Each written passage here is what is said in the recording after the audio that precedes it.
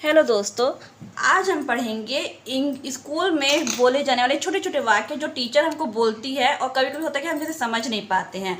तो हम वही आज समझेंगे और पढ़ेंगे कि टीचर जैसे कुछ जो इंग्लिश में बोल रही है हम उसको मतलब वो कैसे बोल रही है और हमको उसका क्या मीनिंग समझना है करके। तो जैसे होता है अगर टीचर बोल रही है रीड लाउडली मतलब होता है ज़ोर से पढ़ो, और अगर बोल रही है रीड स्लोली मतलब धीरे पढ़ो। डू नॉट रीड रॉन्ग गलत मत पढ़ो।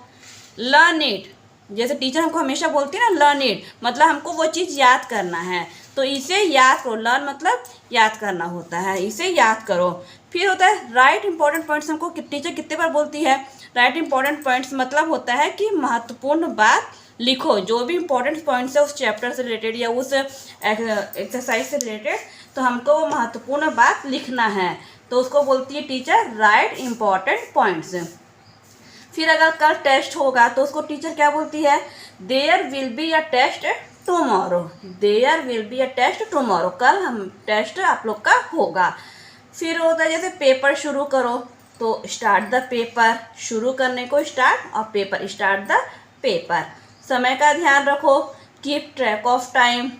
नकल मत करो, डू नॉट चीट या डू नॉट कॉपी, दोनों बोल सकते हैं। नकल को चीट भी बोला जाता है, कॉपी बोला जाता है, तो मत करो डू नॉट चीट या डू नॉट कॉपी। जल्दी ख़त्म करो, फिनिश क्विकली। पेपर जमा करो, जब हमारा टाइम ख़त्म हो जाता है टाइम पीरियड, तो हमको टीचर क्या बोलती है, सबमिट द पेपर मतलब होता है पेपर जमा करो। फिर है क्लास में ध्यान दो। जगह अगर कोई बच्चा बातचीत कर रहा है, इधर उधर ध्यान है उसका, तो उसको टीचर कैसे बोलेगी डांट के, pay attention in class, please class में आप लोग ध्यान दीजिए। बात करना बंद करो, जैसे आप लोग करते ही हैं आपस में, टीचर वहाँ पढ़ा रही है और आप लोग बातें करने लगते हैं, तो उसको बोलेगी स्टॉप टॉकिंग। फिर है अभ्यास करो, प्रैक्टिस मोर। गलती मत करो, डू नॉट मेक मिस्टेक।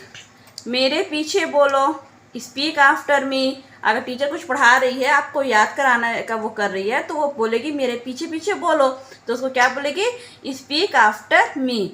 शांति से बैठो, सिट क्विकली।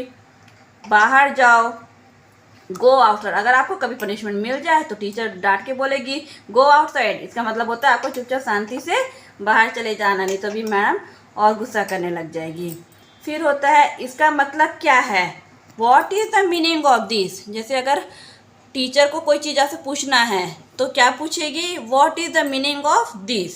फिर गंदा मत लिखो, अगर आपकी राइटिंग अच्छी नहीं है, अगर आपकी लिखावट मैम को समझ नहीं आ रही है, तो मैम कॉपी में क्या लिख के दे देगी, डू नॉट राइट अनरीडली मतलब गंदा मत लिखो।